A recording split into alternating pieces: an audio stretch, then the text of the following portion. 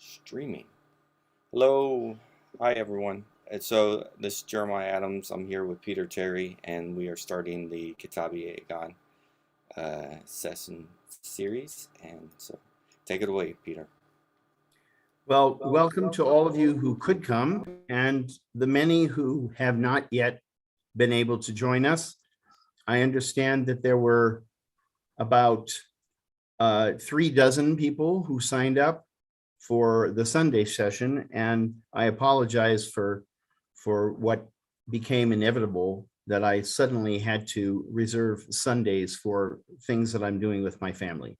So I'm sorry to change the schedule on such short notice, but I hope that you can make adjustments to your own schedules and join us in the future. One thing is that we discussed with Jeremiah, and maybe he'll report it now so that you're not waiting for yet another notification, that we're thinking about starting the meeting at 5 your time rather than 4, and going just a little bit shorter, just going to 6:45. So I just wanted to let you know that we discussed that amongst the people here, and we found that it was just too tight for those who are employed to join us at 3 o'clock. So what we have now is an opportunity to read. It's like a book club. We're a book club, okay? And our book of the day, or actually for several months, is going to be the Kitáb-i-Íqán, the book of Certitude of Bahá'u'lláh.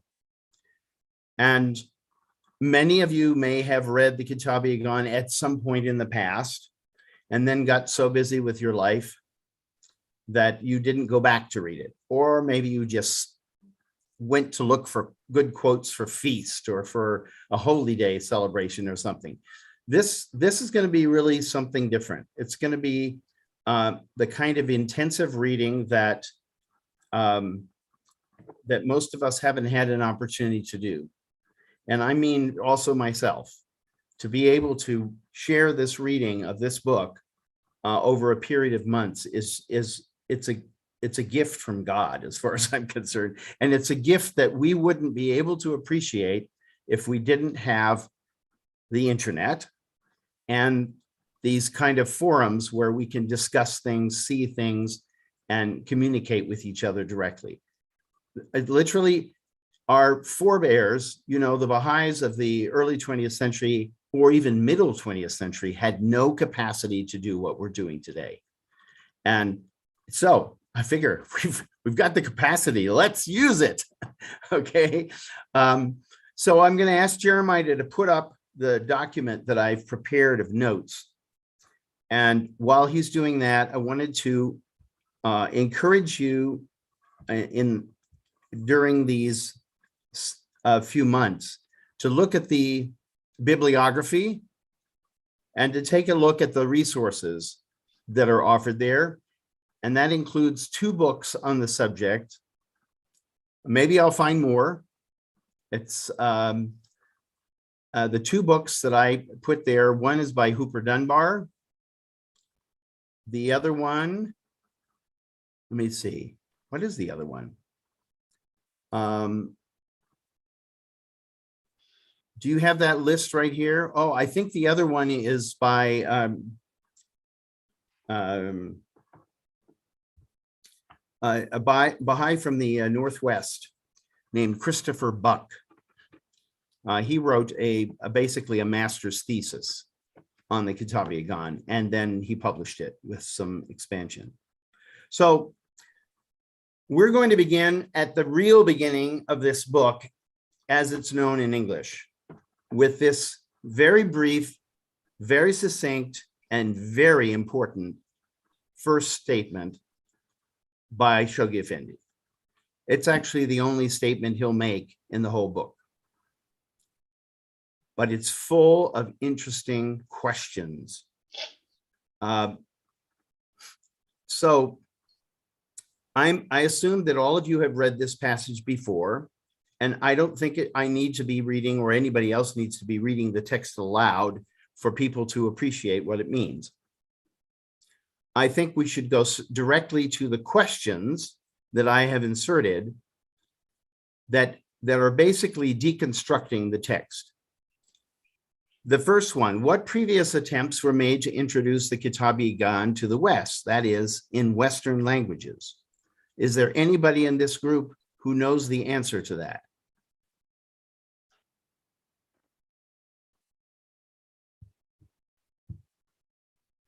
Is everybody unmuted so they can say their word, or are they going to raise their hands?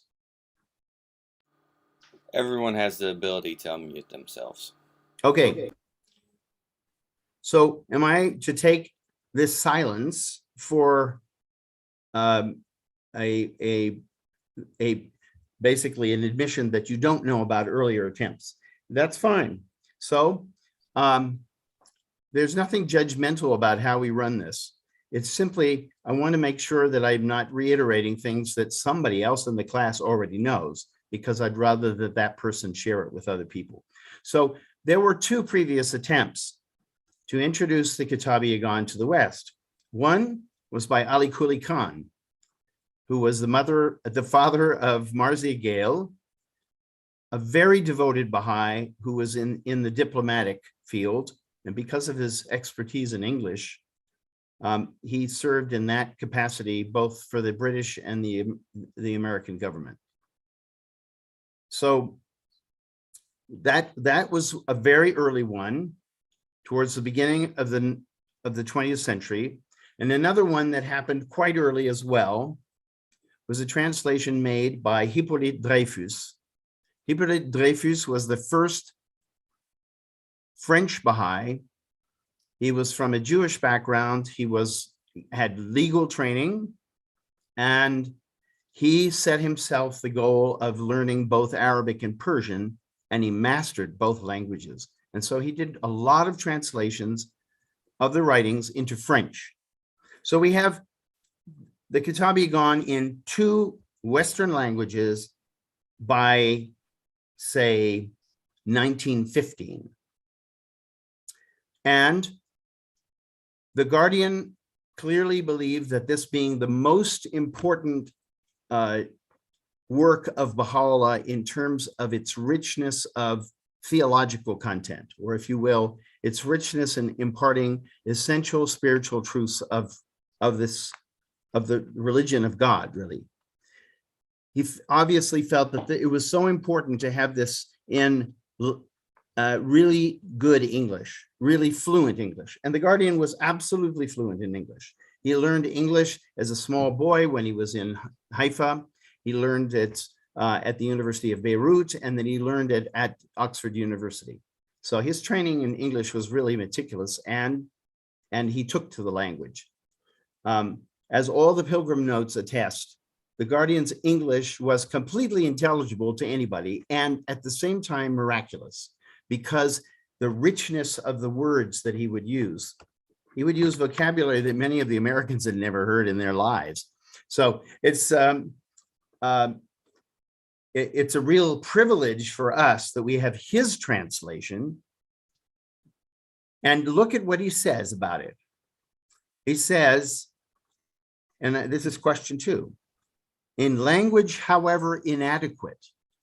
Now, why would the Guardian say that this was inadequate language? Does anybody have a clue? Yes. I believe that he would say this because the English language was an inadequate language to translate the nuances that existed in the original language. That's just one of the things. Yes, I would completely agree with you there. And in a sense, you get an answer to this very question in the very last 3 words of his foreword. Baha'u'llah's matchless utterance. The manifestation is revealing this in Persian. Nobody can translate it perfectly. And as he points out, this will He says right here, he says, the hope is that it may assist others in their efforts to approach what must always be regarded as the unattainable goal. So this is a question I asked later, but we can put it right here. This book, which is a continuation and completion of the Bayani Farsi of the Bab, is of unsurpassed preeminence among the writings of the author of the Baha'i revelation. What does that mean to you?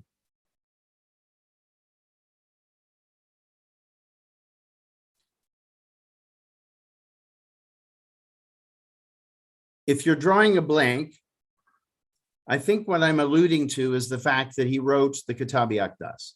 And the Kitáb-i-Íqán is often seen as the choicest fruit of his revelation because it's conveying the laws upon which that revelation will make its footprint in humanity. But the Guardian is very emphatic that this is of unsurpassed preeminence. And why? Because the Kitáb-i-Íqán doesn't really tell us much about what Baha'is believe. It tells us what Baha'is should do. But this one is written for, in a sense, the whole world, because it's giving Baha'i teachings that are fundamental and that form the whole foundation of the religion of God in this day. The administrative order is based upon these spiritual teachings, and so are all of the obligations that come on to us as individuals. So the other thing that I want to point out, number 4, how does it compare to the Kitáb-i-Íqán? The Kitáb-i-Íqán is drawn principally from the Persian Bayan. Most of the laws there are recapitulated by Baha'u'lláh from those laws of the Bab. And he even explains in the Kitáb-i-Íqán why he's done that. So that is not the case with the Book of Certitude. The Book of Certitude is a unique doctrinal work. It doesn't have any comparison with what any manifestation has written before, including the Bab. None of them wrote a book like that book. Then I asked the question, did the Guardian expect that his translation would be the last into the English language? Well, there are lots of Baha'is who think it will be, but look at what he says himself. The hope is that it may assist others in their efforts to approach what must always be regarded as the unattainable goal. So I think that's, this is the Guardian speaking about future translators, and he's not claiming that his will be the end all. Now, I don't know what your experience is in studying translations of scripture. Mine is that the more translations I read from the Arabic into English, the better I understand what it's saying. If I just pick one, I'm going to miss out. And in fact, this was something the Guardian addressed himself. He said Rodwell's translation of the Quran was the most beautiful. He said George Sale's translation of the Quran was the most scholarly. So he wasn't just recommending one version either of the Quran. So do you have any other questions that are brought up by this foreword of the Guardian, or should we move on?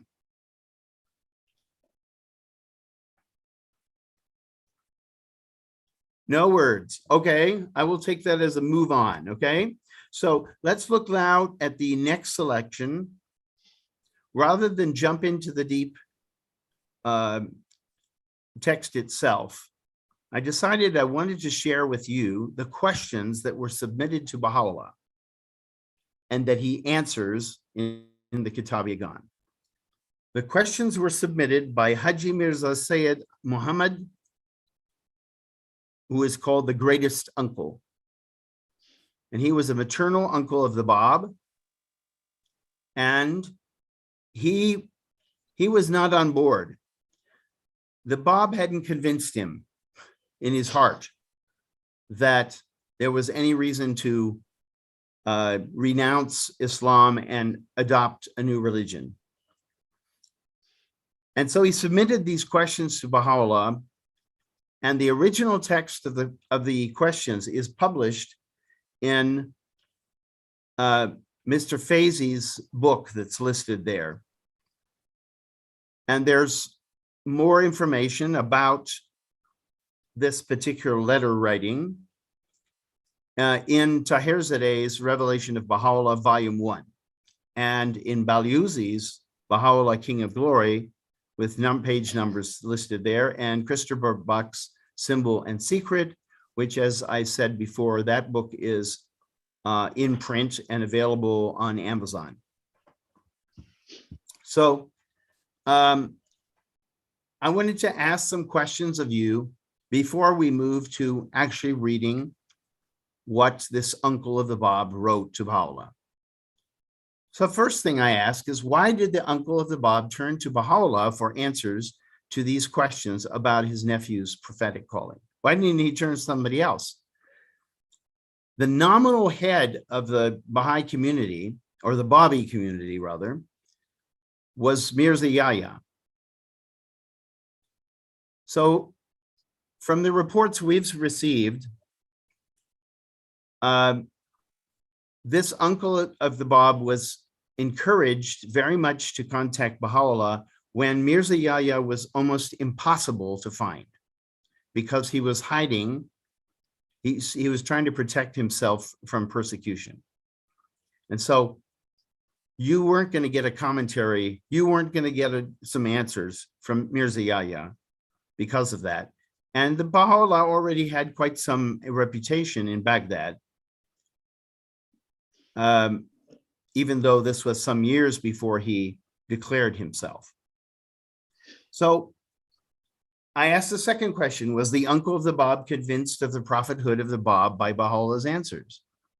Does anybody know the answer?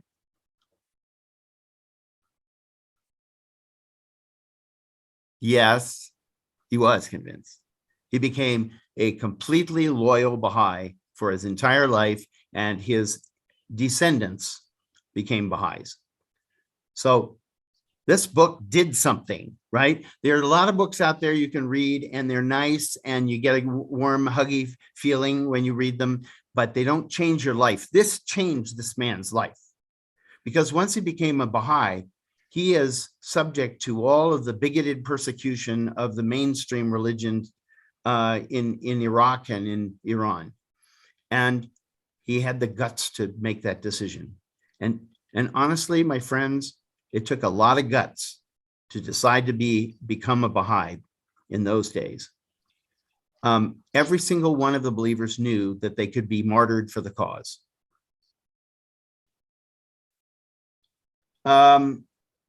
So I'm going to answer number 4 with the relatives. Most of them became Baha'is. I mean, the descendants, really. And to answer number 5, what has become of the descendants of those relatives of the Bab? Well, they keep having children, right? So there are lots of Afnanis in the world. Well, many of them have the name Afnan, sometimes Afnani. And there are several in the United States. There are several in other countries. So that's giving you sort of a hint on the personal impact of this book. So his first question, I'm not going to, if all of you will read this, if you haven't already, if you will read this for the next session, we'll have a brief discussion about the specific points he brings up, because it is the first question, but then there are all kinds of details also that are part of that question that it would be instructive for all of us to look at. But I think it's better, you're better off reading it, on your own, and then seeking to answer the questions that come after question 1 that Jeremiah will let us see right now. So this time, rather than me giving you the answers, I'm requesting that you find the answers, and then we'll talk about them next time. So Oh, I see. Wait a second. Don't I know my own document? No, I don't. I don't know my own document. That's awful. Let's go. Oh, how about that? So the only question that I asked of these questions, and this will take some effort on all of our parts, is where in the Kitáb-i-Íqán does Baha'u'lláh answer these 4 questions? And that's something where you're going to have to make notes for yourself of what is the first question really about? What signs can I look for in the text as I'm reading it that will help me to recognize, he's answering question number 1. That's something that we're all going to do rather than me simply giving you the answers. And I'll tell you why.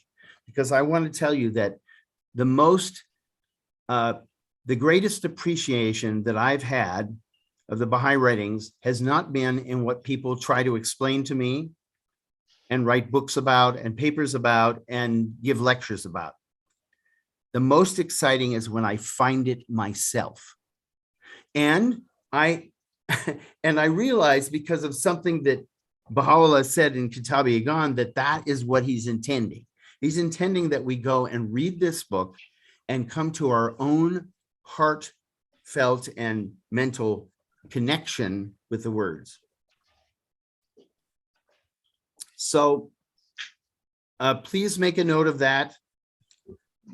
Make some notes on those 4 questions and then just keep that someplace so that you can refer back to it as you're reading.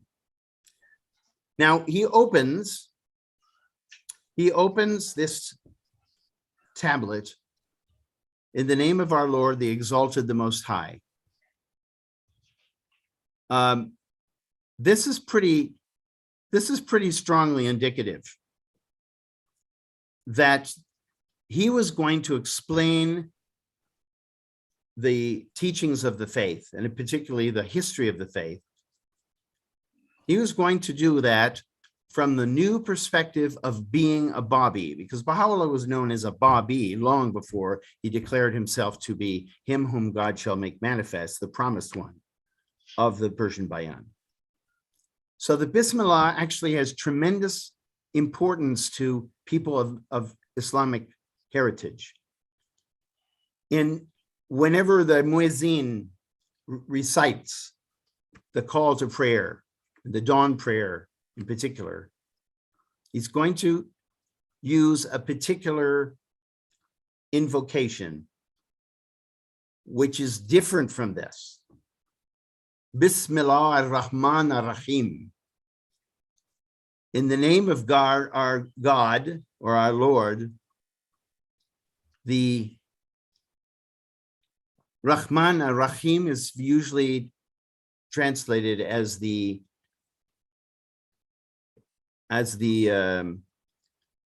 merciful and the compassionate. So what do these 2 words say? They say the Exalted, the Most High. This was one of the invocations that the Bab revealed and used in many of his writings. So he's identifying himself day 1 from the very beginning of the text. I'm a Babi. I'm going to give you a Babi explanation of things so that you can come to recognize your nephew. And this is, by the way, this is really the tone of this entire book.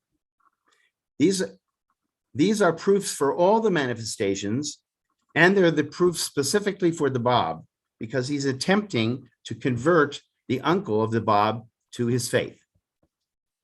And when he alludes to himself and his prophetic calling, it's very subtle, because this was written around 1861, and he didn't even declare to a few of his closest associates until April of 2 years later, of 1863. And then he didn't openly proclaim himself until about 1865 or 67.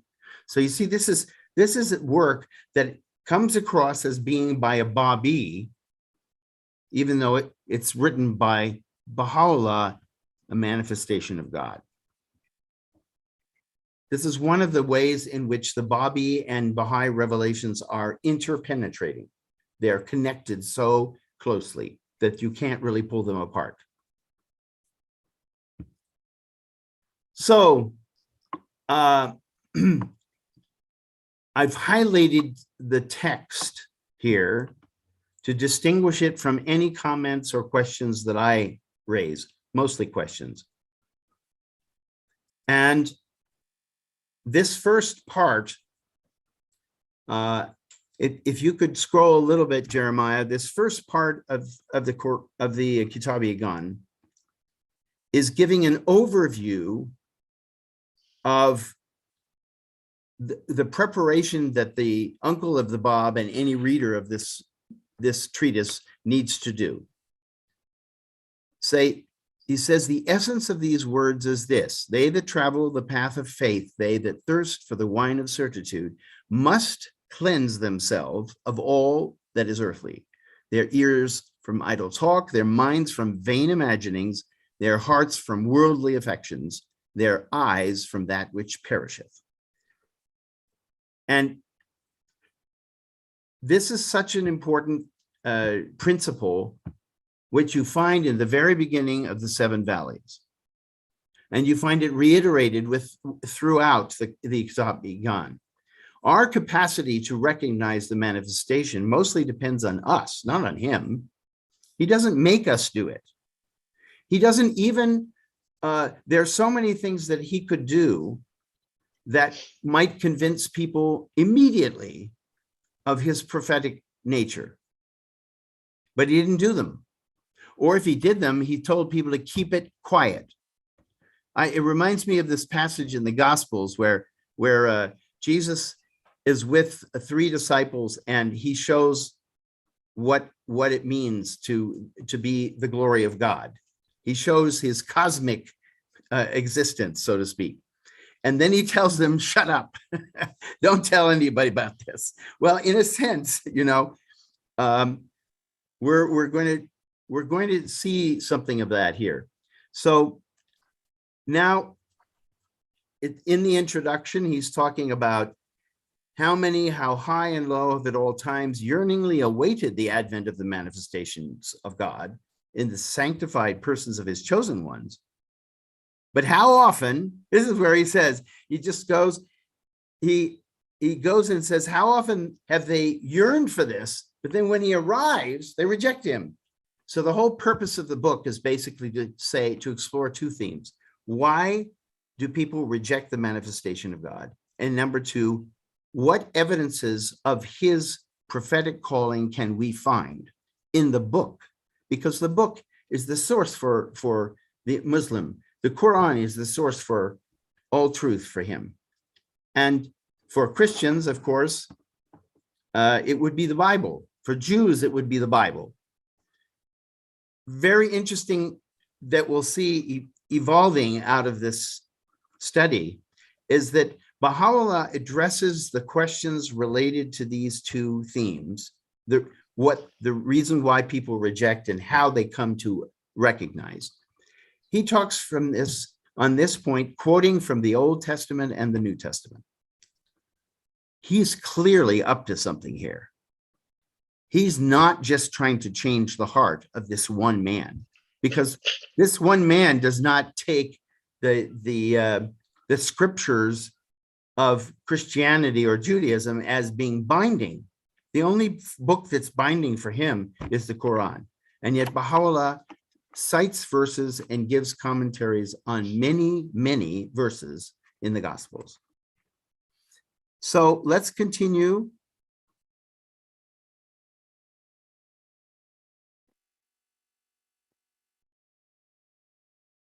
Let's continue a little bit more. All right. So let's go all the way until we have, you know, this is very interesting. If you read carefully the introduction, this being the introduction to the text, you will come across virtually all the content that the text is going to develop. This is the seed material right here. And like, for example, when he talks about the word of God, in like manner, those words that have streamed forth from the source of power and descended from the heaven of glory are innumerable and beyond the ordinary comprehension of man. Now, that might make a lot of people really depressed, except that Baha'u'lláh addresses this question with such brilliant explanation so that we understand it is beyond the ordinary comprehension of man, but we can become extraordinary. And that is what he's trying to do, is create a new race of human beings, a race of human beings who actualize their spiritual potential as only a few did in previous dispensations. Let's keep going.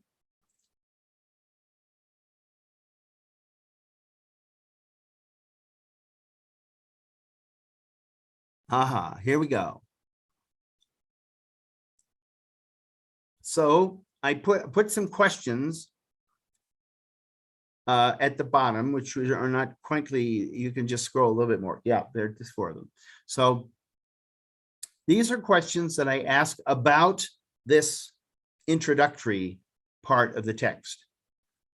And if you're ready to answer any of those questions, please let Jeremiah know that and go ahead and speak. I am not going to assume you haven't read this. I'm going to, but I also am not going to assume that you haven't read it. All right. So let's see if we can get some answers to these questions from participants. Who wants to take a crack at what are the conditions that the seeker must adopt in order to comprehend Baha'u'llah's thesis in Kitáb-i-Íqán? Looks like my namesake, Mr. Burns, would like to speak. So you have to unmute yourself, my brother. There. Yeah, it was. Hi, Peter. It was a third question, which I was. A second question I was looking at about the Kitáb-i, or the Book of Certitude, is the introduction of the prophets of God is within it. Say that again. Yeah, the Book of Certitude. The second question. It speaks about the introduction to all of the prophets of God. That is within the Book of Certitude. So what do you think? Well, for me, it speaks about progressive revelation and the oneness of religion. Mm-hmm. So it is. It really is an introduction to all of the prophets of God. And that's why he begins with Noah and he just goes and he cites many prophets in this first passage. You know, after the introduction, he'll now go through the spiritual biographies of a number of manifestations of God. But he also says, we'll get to that. He also says, I'm not trying to tell you about all of them. I'm giving you examples. And actually, if we back up and we look at the last paragraph, wait a second, maybe it's a little bit earlier than that. It's where he talks about the Surah of Hud. Yeah, there it is. Mm-hmm. To them that are possessed of true understanding and insight, the Surah of Hud surely sufficeth. I think you have to read the Surah of Hud. I think we've got to get a Quran and we've got to read that Surah of Hud, because if that's the essence, right? If that's really in the essence of what he's going to talk about, then it should be, even if at the first reading it's strange and doesn't fit our ideas, as we read more of the Kitáb-i-Íqán, it will align perfectly. So let's go down and look at the others. Are there other comments or questions? What is the Surah of Hud? Does anybody know?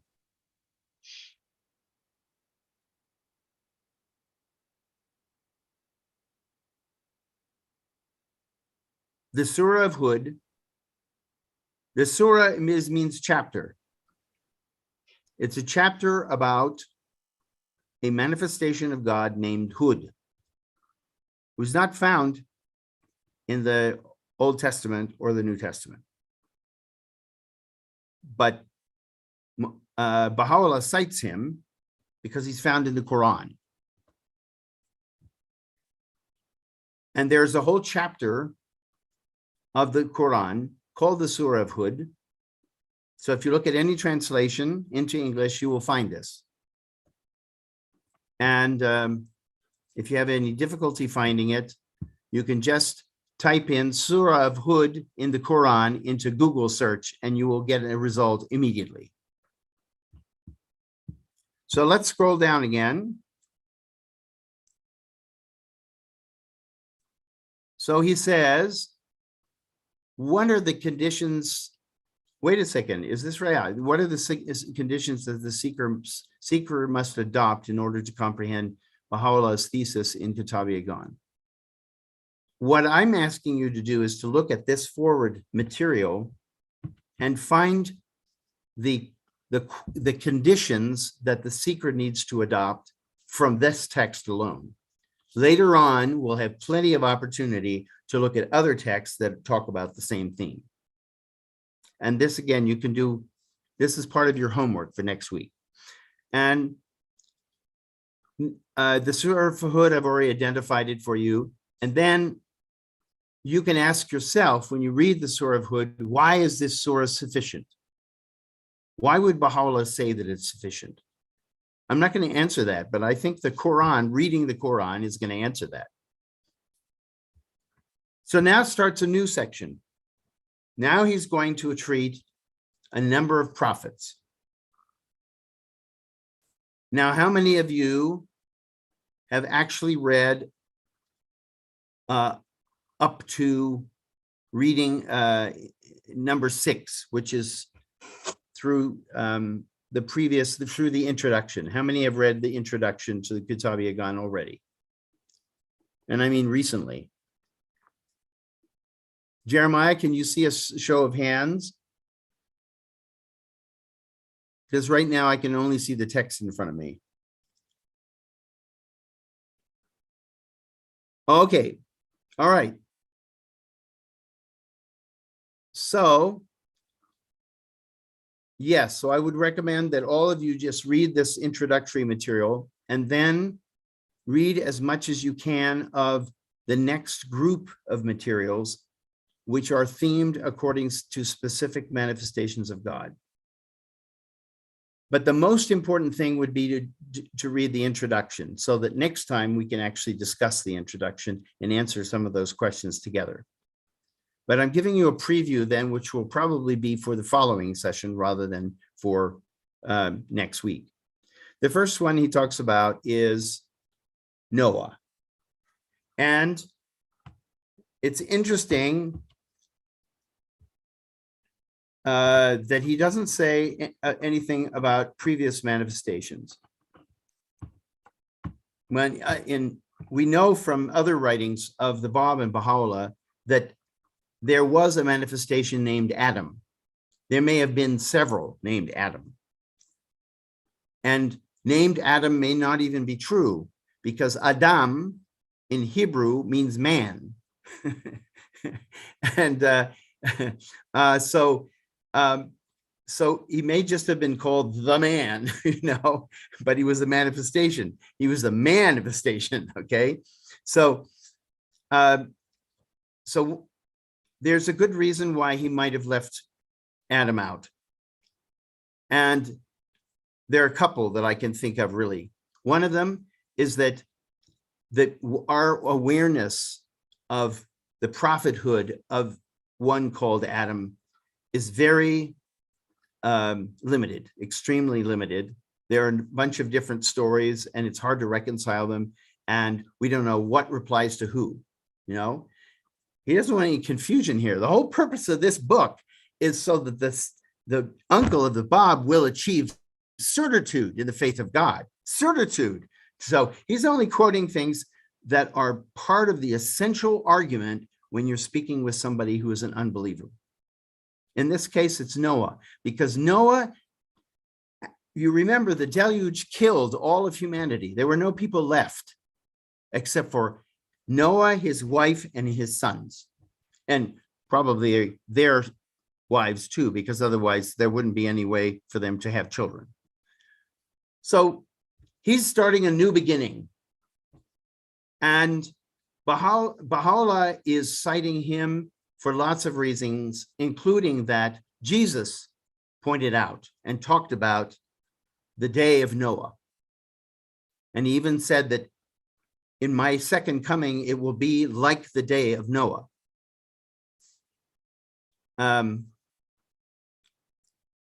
So if you have the time to do this, I highly recommend that after reading this paragraph, number 7, that you go look up Noah in the Quran and look up Noah in the Bible, because he's giving a snapshot here.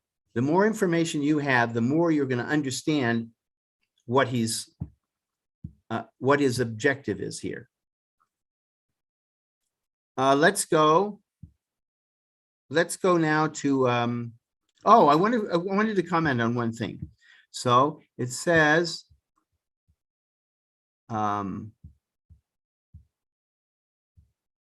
he several times promised victory to his companions and fixed the hour thereof. But when the hour struck, the divine promise was not fulfilled. This caused a few among the small number of his followers to turn away from him, and to this testify the records of the best known books.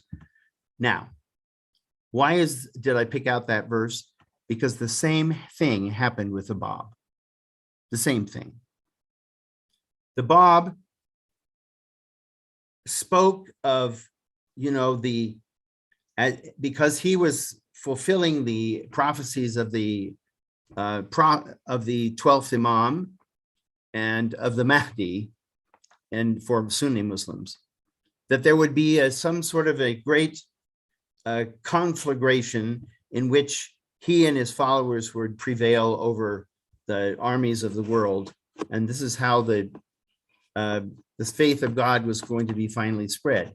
But the Bab was not going to, the Bab did say that, if you act in a certain way, you will achieve victory, but he didn't explain what victory meant. And the prophet of God never tells an untruth. He's always speaking the truth to us, but it's our comprehension that messes us up.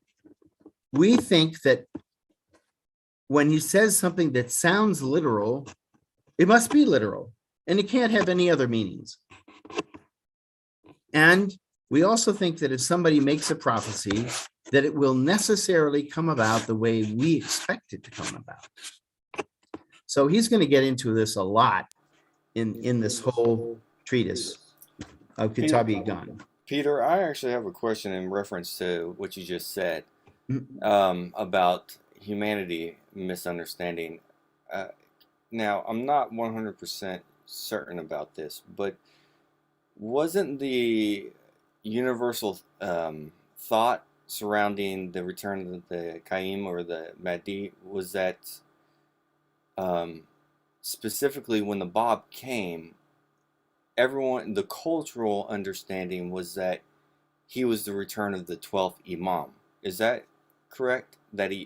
And so a lot of that misunderstanding that people had was what allowed him to actually teach his faith. So let me explain the sequence, because the Bab didn't make one claim. The Bab's first claim was to be Bab. Bab is one of the 4 figures that appeared after the 12th Imam disappeared. So this was he was saying that he is the spokesman for the 12th Imam. And he did that for a short period. And during the same period, to his close followers, he was revealing the full extent of his station. But many people, this same thing happened to Jesus. He didn't tell many people who he was, because he knew, if I tell people who I am, I'm dead, okay? And I don't have any time to actually teach anybody anything, because they're going to be so convinced that I'm an apostate and an enemy of Judaism, that it'll just come to a screeching halt. The Bab had the same wisdom, and so he gradually revealed himself, first as the Bab, as one of the Abwab, which is the plural form of Bab. Secondly, as the return of the 12th Imam. Thirdly, in the Persian Bayan, the veils have come off, my friends. The veils are gone. He's a manifestation of God. He is giving a new Sharia, a new law. Nothing depends on the Quran anymore in 1848. It's 100% Bab, okay? Even though we kept the same name for him through all this time, he's not a Bab and he's not the 12th Imam. He's a manifestation. And this is, the prophets have to speak in these kind of ways, these kind of sometimes esoteric ways, to not have everybody blow their minds, because human beings don't like change very much. Even those who are seeking change, they want it to happen in a certain way. And one of the things you should know is that all the members of the Letters of the Living were students of Sheikh Ahmad and Sayyid Kazim, every one of them. Why? Because Sheikh Ahmad and Sayyid Kazim were laboring with their Muslim followers to get them to open their minds to a different way of thinking, a different way of also expecting truth to come to them. And it was because of their capacity to recognize the Bab that this was even a possibility. So let's go on to the next one. So here he's setting it up the stage here. And consider and reflect a moment upon the waywardness of this people. Don't you love it when Baha'u'lláh gives you an assignment? He doesn't say, what do you think of this idea? He says, consider and reflect a moment, okay? It's our job. Our job now, you don't continue reading after a statement like that. You say, okay, now I need to be prepared to figure out why people are turning away from him. What could have been the reason for such denial and avoidance on their part? What could have induced them to refuse to put off the garment of denial and to adorn themselves with the robe of acceptance? And this is what this treatise is around. One of the two most important things is, why do people reject the prophets? Obviously, he's speaking to the uncle of the Bab because the uncle of the Bab hasn't accepted the Bab yet. But he's also speaking to all of humanity. Because and he says later on, whatever has been an obstacle to recognition of the prophet of God in this day has been the same kind of cause as in previous dispensations. Human beings reject the prophet for the same reasons over and over and over again. So let's do this. Let's go. Since you only have a couple of you, or maybe most people who want to take this class haven't really read this, let's wait to answer the questions later next week. Maybe you can look at those questions and try to find the answers to yourself. So after Noah, we have Hud. Yay, the Surah of Hud. Well, this is the prophet Hud, and it talks about his influence on the people, and they talk about also his sufferings when he was here on earth. And why did he suffer? He brings up that question again. Then we move on. We see, then we hear another manifestation. Hud is in the Quran. Saleh is in the Quran. And chronologically coming after Hud. So the same thing here. He's doing the same thing. Who again summoned the people to the river of everlasting life. That's what all the prophets do, all of them. For over 100 years, he admonished them to hold fast unto the commandments of God and eschew that which is forbidden. I don't know, maybe you're not really familiar with eschewing. We're mostly chewing. We know a lot about chewing, but eschewing means to avoid or push away from us. So I thought it meant to sneeze. no, that's a achu. This is a s chew. Yeah, good point. So let's move through this one to the next one, and you can try to answer those questions during your reading during the coming week. Then he talks, and then he talks about the friend of God. Who's the friend of God? Now, wait a second. I'm the friend of God. You're the friend of God. Why this special name for a manifestation of God? And who can that manifestation be? Does anybody know? By the way, yes. Go ahead, Andy. Abraham. Abraham, exactly. And Abdu'l-Baha describes who Abraham is. He is the first one to teach the oneness of God. Apparently, the manifestations that came before Abraham did not find that humanity was receptive to a teaching that there's only one God. And indeed, the Bible is full of names for other gods. So even the people at the time of Moses were having a hard time detaching themselves from gods, other gods. They thought they could have little shrines at home that had a whole bunch of these guys in clay, or if they're rich, it'd be in gold and silver. And you may also recall the story of Solomon, who seemed to have the most prodigious appetite for sexual relations imaginable, because he had 1,000 concubines, and they were not there to just eat his food. Those concubines, most of them were not monotheists. They believed in multiple gods, and they prayed to them and lit fires for them and all the stuff that people did back in those days. So this is the big deal. Abraham is the first one to espouse monotheism uncompromisingly. And as Baha'u'lláh says, he didn't have an easy time either. He was persecuted. He was treated poorly. He was given the keys to the land of Canaan, what became many generations later the land of Israel, literally of Israel, because Israel was the name of Jacob after he wrestled with the angel. Then he was called by God. He was given this new name, the new name of Israel, or in Hebrew, it's Yisrael. So I get ahead of myself. There's wonderful stuff, by the way, really important commentary on who was Abraham in some answered questions. I really recommend that you take a look at it. And you can also find some very powerful passages in Baha'u'llah's writings, including, I think, a few are found in Gleanings. But, this is where you just do a word search. And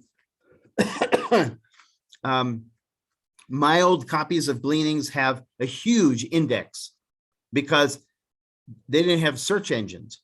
So they had to do all of that kind of research by looking in the index for where Abraham is referred to. Next, we have Moses. And he also speaks about Moses, about the sufferings of Moses. And, for the previous manifestations that have been discussed here, we don't know very much. What the Bible will tell us and what the Quran will tell us is actually quite minimal information. For Moses, there's huge documentation, because if you look at the Torah, at the Old Testament, the 5 books, the 5 beginning books, out of those 5 books, how many talk about manifestations previous to Moses? Do you know?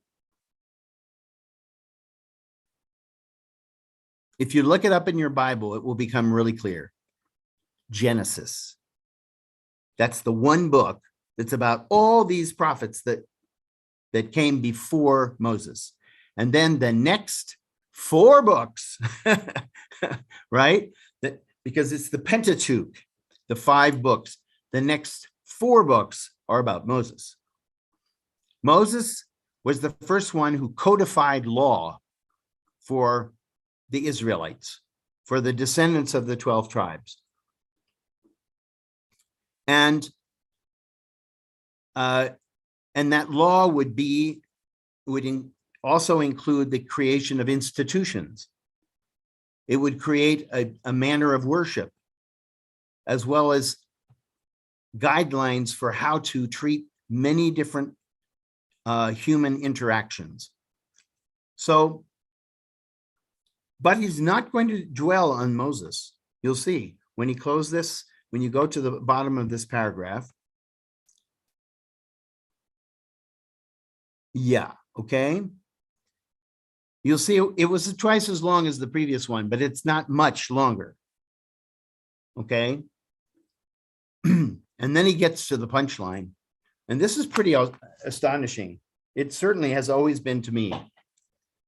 The principal focus of Bahá'u'lláh in at least half of the Kitáb-i-Íqán is to show that the religion of Jesus of Nazareth is not only legitimate, but it was essential to occur prior to the appearance of Muhammad. So what he does is he gives proofs throughout this book from scripture of the truth of Muhammad's claims, and they're all drawn from the Gospels. No commentator of Islamic background has ever done this.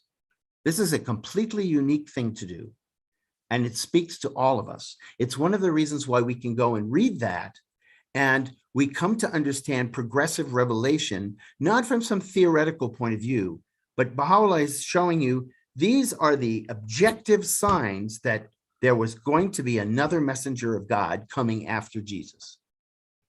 And then, but not just one, because that symbolic terminology also refers to him, also refers in some cases to the Bab. This is, so I'm going to let you read the passage on Moses for yourself and answer those questions. And since so much of the text, both in part 1 and part 2, is going to be talking about Jesus and Muhammad, I want to jump into that. So here he's telling you, he asked the question, why is it that the advent of every true manifestation of God hath been accompanied by such strife and tumult, by such tyranny and upheaval? This is 13, if you have lost your place with me. It's number 13. And then this paragraph is just full of questions, isn't it? Why then is that despite the expectation of men in their quest of the manifestations of holiness, and in spite of the signs recorded in the sacred books, such acts of violence, of oppression and cruelty should have been perpetuated in every age and cycle against all the prophets and chosen ones of God? This is our brotherhood, my friends. Our brotherhood, our sisterhood. We are partners with all believers in the previous manifestations, because all of their manifestations, the ones they love and follow, they were all treated the same way by most of humanity. So if we think we're suffering, we got to remember that some of our neighbors, that their fellow believers suffered 1,000 years ago, 2,000 years ago, and have experienced much suffering ever since.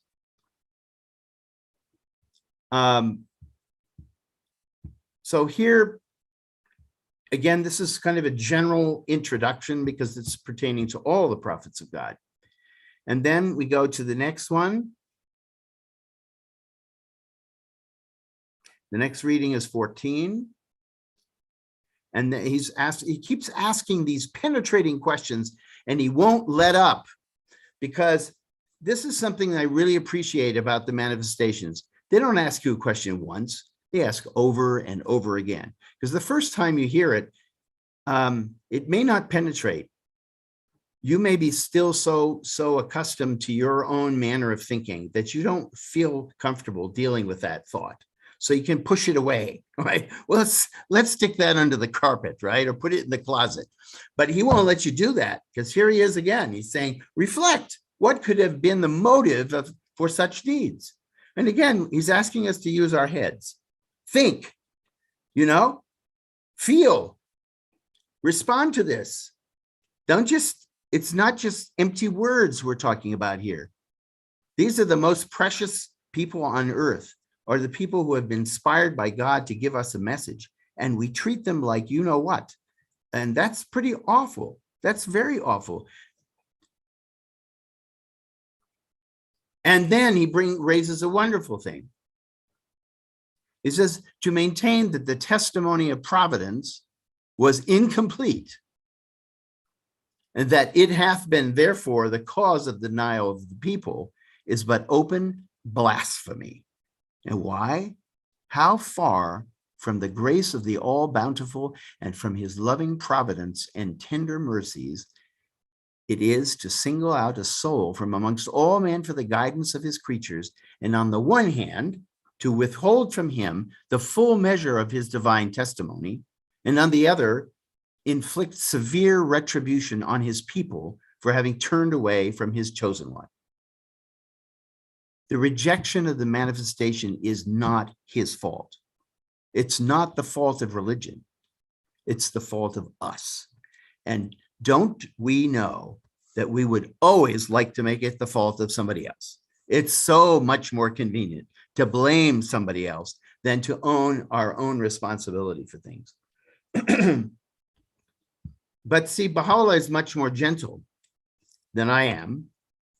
And so he keeps reassuring the uncle of the Bab, the manifold bounties of the Lord of all beings have at all times, through the manifestations of his divine essence, encompassed the earth and all that dwell therein.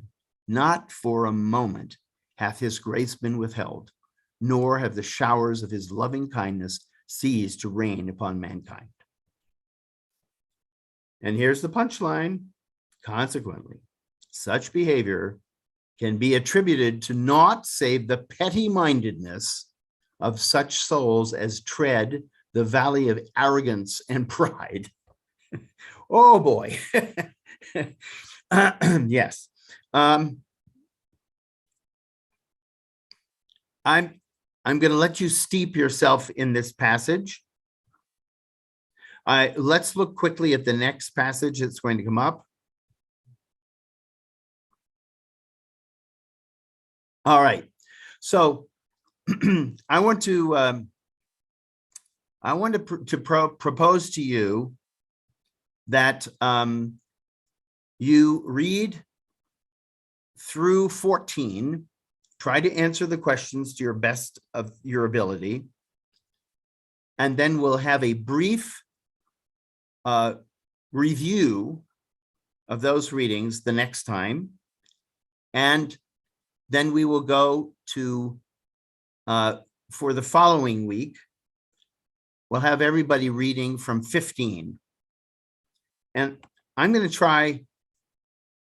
try out something here. I don't want to be assigning readings that are too long, because people don't do them. People have lives. I have a life too, but I don't sleep very much, so I can I could do things at night that I can't do during the day. But I don't want to rush us through these preliminary discourses because they set the stage for everything he's going to say following these words. I don't even want to get into 15 because 15 is one of the major themes of Baha'u'lláh in this book. And it's a theme that we need to look at freshly without really preconceived notions. So let's take a little pause here and get some feedback from those of you who are online. And you know, if you want to speak to anything that's in this text that Jeremiah has put up, you can give the reference, the paragraph number. By the way, this is how we're going to be able to go back to things, is by remembering the paragraph numbers and the content, more or less, of those. It can be just a few words or a few concepts that help you to be able to keep track of what you've already read and be able to correlate it fruitfully with what you're going to read forward going. So are there any things that you'd like to say at this point about what we've covered so far?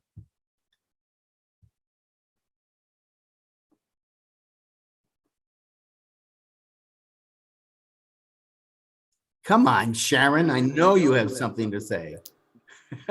Peter, I don't have anything specifically about this, but I was wondering if you would go through maybe a couple of the documents just so that we have an understanding of how to approach the documents that you've put together. Which document? The bibliography of Intensive Prayer Along, and then there's also let's see, the Ocean of Light. Okay, yes, I'll do that. Let's do that now. Let's start out with the English bibliography. The English bibliography. Okay, so I'm going to. Now, does everybody have access to this? I put all of the links are on the website under the Íqán page, the Kitáb-i-Íqán page. So if you go to the website and you just type in the search box Kitáb-i-Íqán, that page pulls up and all the links you need are attached to that. I've also put the links in the chat as well. Great. So, for here. Great. And the links will be on the videos as well.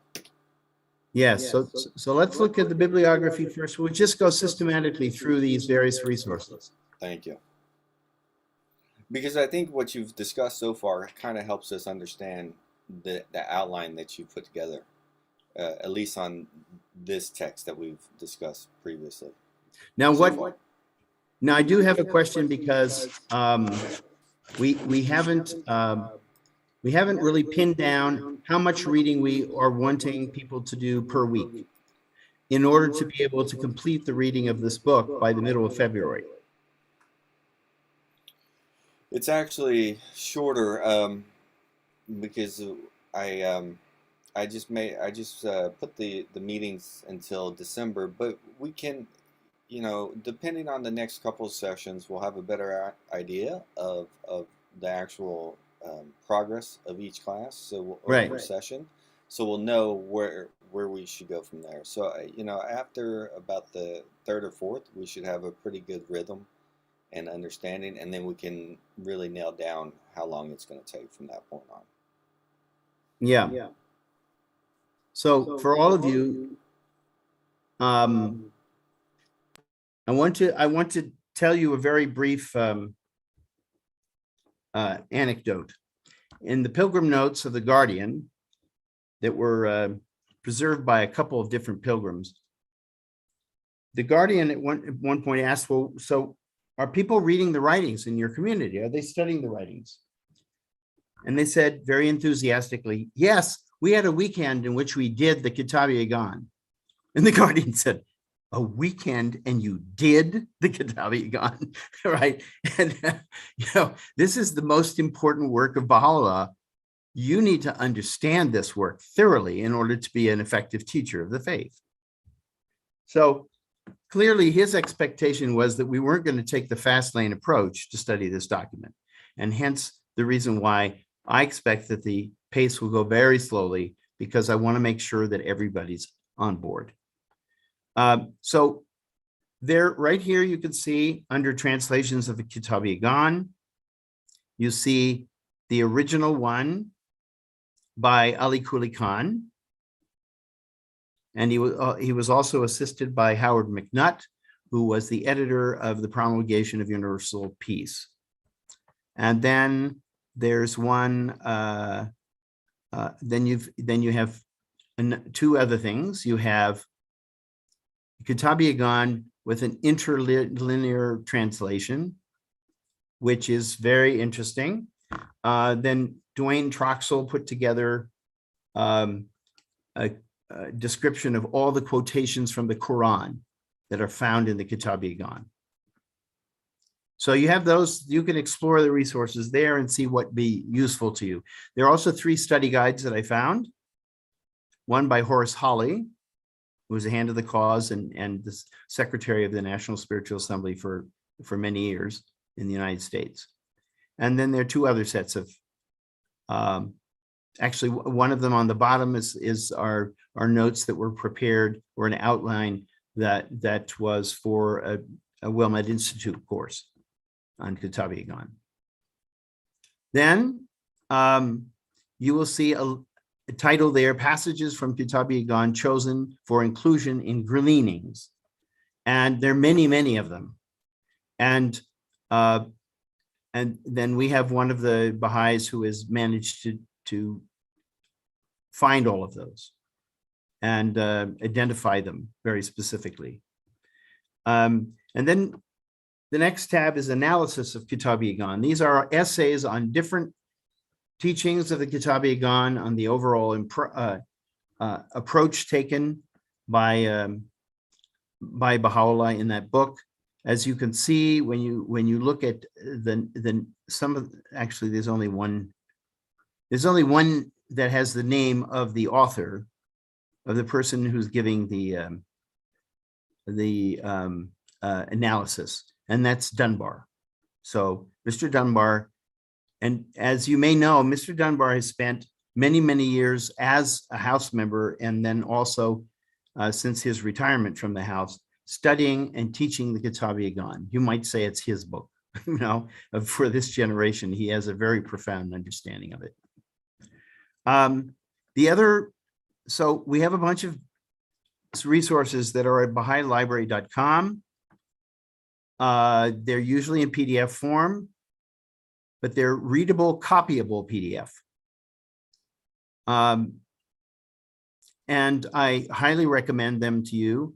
Another source is the website that is kept by Stephen Lambden, who is a British scholar who has done a great deal of translation and study of the writings of the Bab and Baha'u'lláh. And I put some specific links there to what he has published about the Kitáb-i-Íqán. And then finally, there's an article in Iranica Online, which is the most comprehensive Persian dictionary for history and literature. Very good article there. So after you have the study guides and the analysis, the heavy analysis available, then you have essays that are written about different aspects of the Kitáb-i-Íqán. These are all available also either at Baha'u'lláhLibrary.com. So, and then lectures about the Kitáb-i-Íqán. There are wonderful lectures by 2 different people. No, by one person who was, for some reason, that is reiterated on purpose. I think one was like in the 1980s, and the other one is 1992. If you haven't listened to Mr. Dunbar speak, I recommend it. He has a beautiful voice, and again, this penetrating wisdom. And then, as far as books, there are books by Sohrab Kurush, by Cooper Dunbar, and by Fazil Naqdi. And these are all available on Amazon. So if you want to dig deep into what somebody has used, the literature that has been generated by the Kitáb-i-Íqán, you can go there. I am not citing any of these scholars in this study because they speak best for themselves. And what I really want to help everyone who's reading this do is read the Kitáb-i-Íqán and not need any help. And this is basically inspired by a statement of Bahá'u'lláh about in the middle of this whole book, where he says what the qualifications are for somebody who reads the Word of God. And I'm not going to give it away. So we'll all discover it when it comes up. Okay, so we have that. We also have something else which may not be, it may be interesting for you. I know that we had some Persian members of the group who were studying the Persian Bayan, and they would have very much appreciated to have the text in Persian, but I couldn't provide it because it would have taken too much prep work. However, the Kitáb-i-Íqán, we have this document which has the two texts in two different columns. So if you want to test out your Persian or learn a little Persian, go for it. Bahá'u'lláh also quotes the Gospels in an Arabic translation, and he quotes the Quran in Arabic. And this is a very interesting thing. A lot of people are assume that all Persians could read Arabic as well as Persian. That's not the case. In the case of, back in those days, in the 19th century, the people who could read the Quran well were clergy, imams, ayatollahs of various ranks of clerical responsibility and influence. The common people didn't read the Quran much. A lot of people were illiterate in Iran. And that was true all over the Islamic world. A lot of illiterate people, a lot of people simply would memorize the prayers they needed to know to say daily, and the prayers, the special prayers that were on the certain occasions in the Islamic calendar, so that they could participate with everybody else in doing that. That didn't mean they'd read the Quran from cover to cover.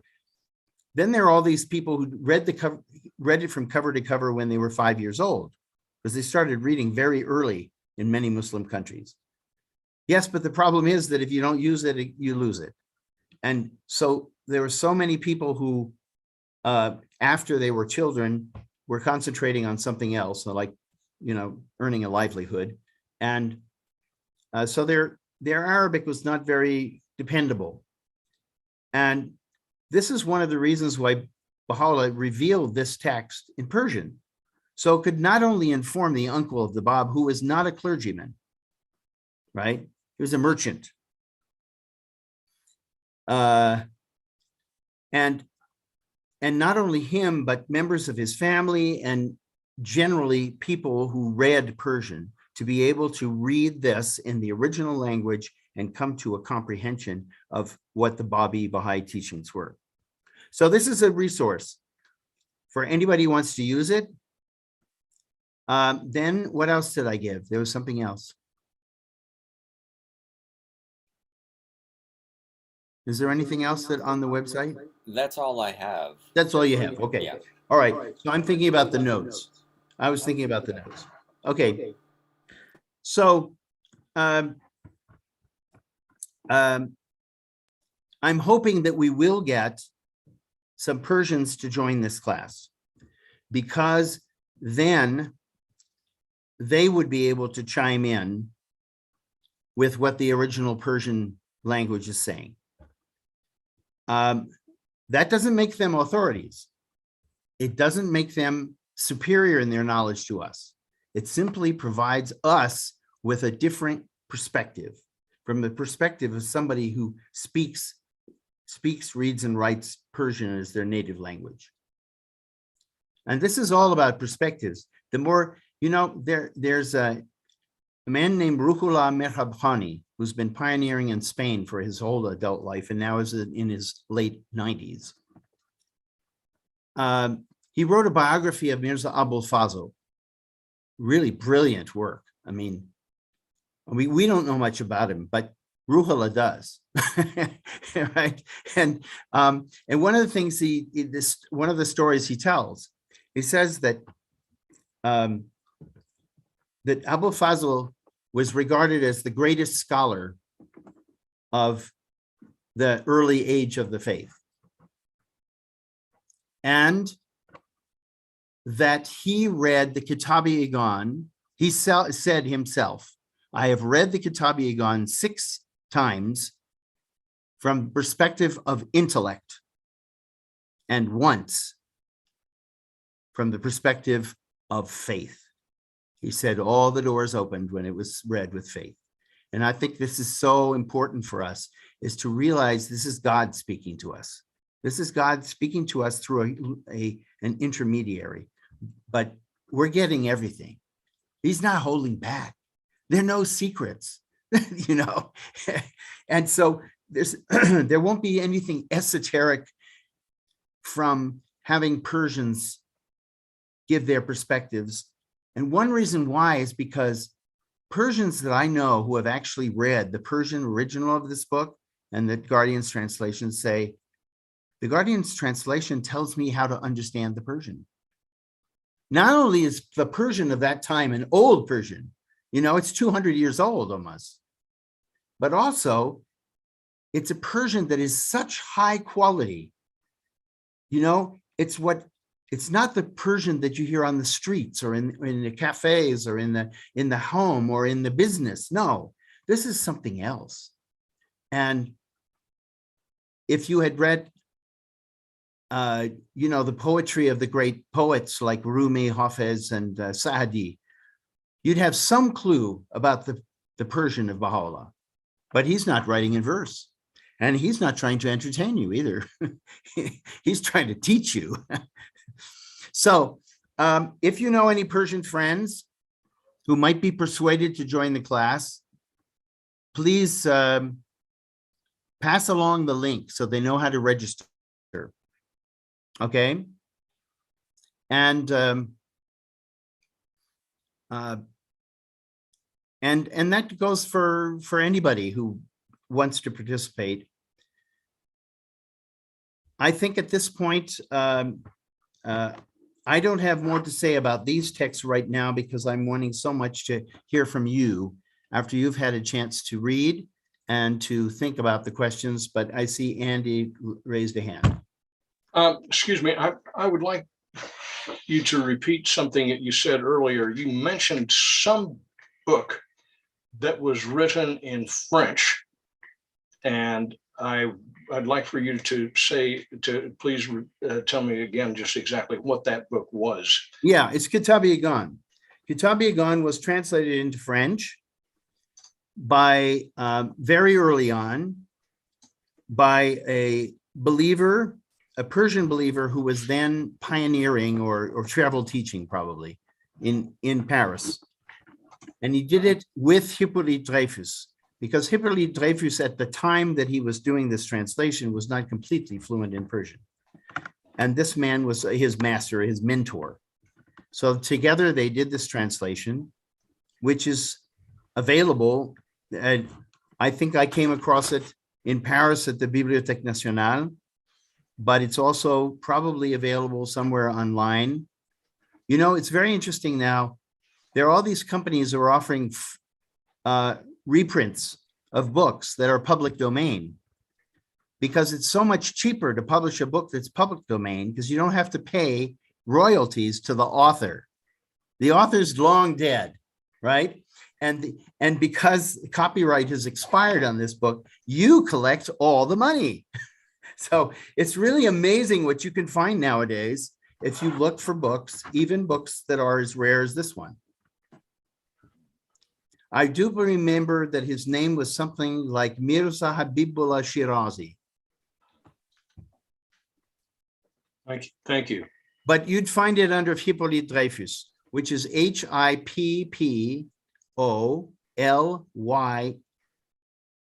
TE. I know the spelling of it. Yes. Yeah, Hippolyte is a really French name, you know. And Dreyfus, for those of you who know a little bit about French history, there was a huge scandal in France in the late 1800s over a man named Dreyfus. Oh, yeah. We don't know whether he's the same family. If you become again, if you become fascinated, you see what's happened to me when I do any kind of research is I go on side trips. I get caught by something like this. So like the first translation actually was not Al-Íqán, it was the French one. So I want to read the first French translation to find out, well, what did he say? You know, how was it understood at that time? And then I want to know about Hippolyte Dreyfus. Now, who was he? Well, a biography of Hippolyte Dreyfus has just been published. So if you're intrigued, go look for it online or even at the Publishing Trust, and you'll find it. So is there, yeah? I guess Anyone else? Yeah, if there's no other questions or comments, I guess the consensus is that we'll push this meeting back an hour, and it will go now from 5 to 6:45. Yeah. Is that fine with everybody? Raise hands if you say yes. All right, we got one. Peter says yes. Joyce says yes.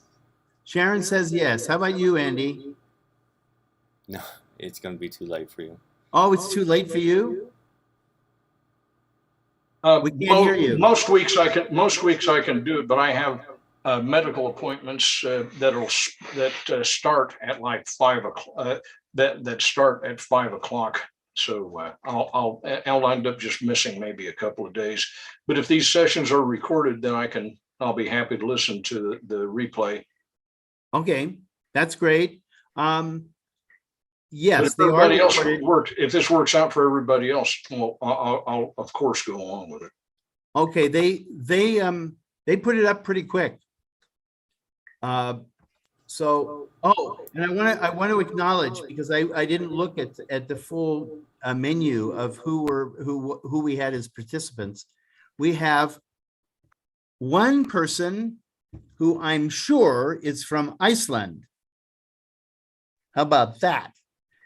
Because his name is Jonsson, which means the son of Jon. His first name is perhaps pronounced Böðvar. Yes, exactly. And then we have another person named Lodrö Siring. And are you Swedish or Icelandic? No, the name is actually Tibet.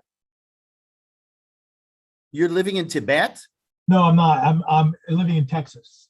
Oh, you're living in Texas. But the name is Tibet. Oh, it's a Tibetan name. Well, the last name's German, but it's Tibetan also has a Tsering. And so, yeah. Great. All right. But we have a man from Texas. Hooray. From Tibet? Does he know a Milarepa? Never heard of Milarepa. And how about Barbara Kamali? Where are you from? Where do you live? Florida. Florida. All right. Well, I'm glad to know that there are at least two participants from Florida. And Ralph Shoemaker, where are you from? Well, if you want to do some pioneering, there's two places in the Northeast that have Seven Valleys. And I don't know if you've ever touched base with Wade Franson on some of his ideas. If you've ever heard about Shiloh, the Battle of Shiloh. Because it's very interesting that I think the Battle of Shiloh might have come very close when Bahá'u'lláh come out, when he expounded the Seven Valleys. I did ask a man who had been to Tibet, because I don't know if anybody's ever heard Jamshed Basri. He wrote 2 books, Buddha Major Medabs appeared, and The Guide of Buddha. And he said in '79, he gave these books to the Dalai Lama. But Oh, he had a girl here. Her family came from Tibet. They lived in India for 10 years, but I had found that many of the Tibetans have the name Tenzin. But it was a good question, Peter. Have you ever studied the Surangama Sutra? the which one? Surangama Sutra.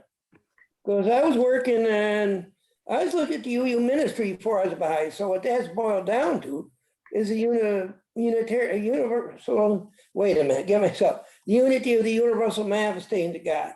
That's what that boils down to. Abdul Baha looked at it in a reversed way when he talked about the 10 of universal unity, right? Hmm. And you did mention now what I had these books in where I lived, but I went in the hospital 4 years ago and I had aortic dissection, you know, where around the arch, it was going to split. So they put a stent in it, but I still had problems with it. And I think I might have contracted the COVID virus. And, you know, our friend Kevin Locke died. So I did hint at the girls here today. Good possibility Kevin might have contracted the COVID-19 because the picture I saw him, he didn't look very well. The last, was it September 30th, he died. It was a asthmatic attack. It's possible. It's possible. So where are you in the Northeast? Well, Ithaca is one of the oldest Baha'i communities in the United States. Oh, Ithaca. I discovered a Baha'i faith in Cortland, New York. It has 7 valleys in it. And if I hadn't studied Zoroastrianism, I don't think I'd be a Baha'i today. So I don't know if you ever remember the Wankel engine, the controversial Wankel engine. It didn't have pistons in it, it had the rotor. Oh, okay. And I had a Mazda rotary pickup truck. And that's when I discovered Zoroastrianism, because that's the name of God in Zoroastrianism, Hura Mazda. So I do believe the President Toyo Koja was influenced by Zoroastrianism. And that's when we actually dropped the bomb. You remember they dropped a bomb on Hiroshima? Yeah. The Mazda rotary pickup truck there. But I've had interest kind of in the Eastern religions more. So in the Buddhism, I think it mentions Gilmar, the first man. And I think Zoroaster's lineage go back 40 years or 40 generations back to this man named Gilmar. And in Jamshed Bozder's book, Gilmar might be a common king that the Iranians and the Indians shared in common. But I can't get that book. It's a very difficult book to find. Now, have you read The Tabernacle of Unity? I actually have that book. Okay. So I think we're going to end up referencing the tablet of that book. And the reason why is because in that book, he's speaking in Persian to Persians. And many of his tablets, when they were addressed to rulers or to the clergy, they were written in Arabic. And from very early on, the master expressed his disapproval for translating the Baha'i writings into Persian. He wants the Persian Baha'is to learn Arabic. So, well, I hope that you will find many connections between the teachings of Baha'u'lláh in this book to the Zoroastrian and Buddhist and other traditions. I came to the faith having already investigated a number of other religions, and I didn't come because I was rejecting them. When I discovered Baha'u'lláh, I was discovering how all of them fit together. And so let me ask now of the gentleman from Iceland if he will say hi to us. Hi. My name is Böðvar Jónsson. I'm living in Iceland, up in the north, in Akureyri. And the reason I'm here is that a photographer from Florida was traveling here, Susan Jeffers, I think. I cannot, I'm not sure about her last name, Susan. And Susan Manick. No, Susan Jeffers from our Jeffers. community. Yeah. And we were sitting and talking, and she pointed out this study class of Kitáb-i-Íqán, and I just wanted to, as it was, she said it was open for everybody, so I wanted to see how it worked out.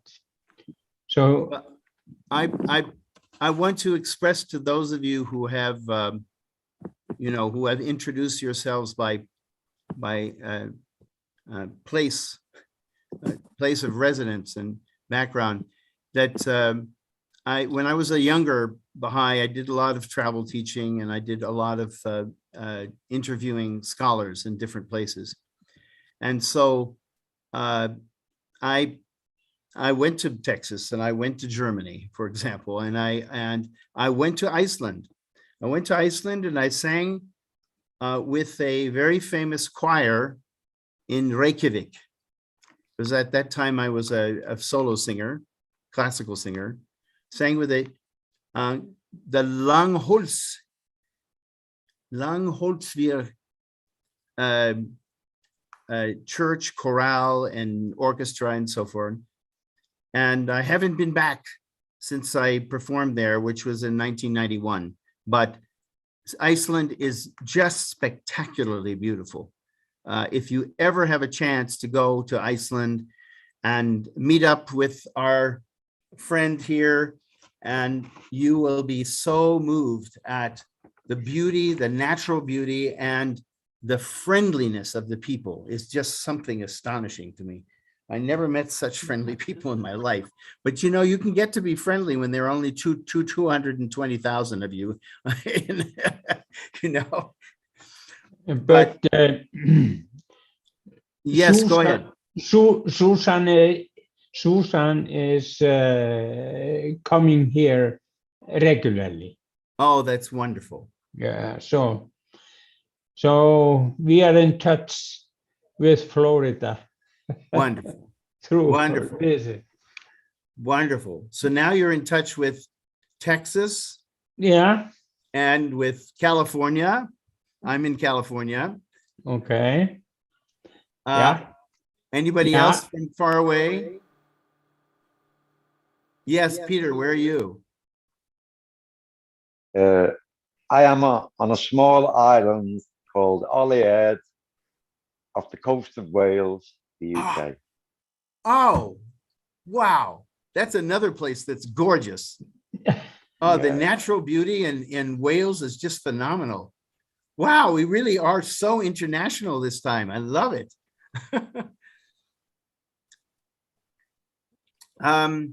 And our friend Sharon is from the other hemisphere, other side of the world. Oh, she's from Australia. Aren't you from Australia? No, New Zealand, right?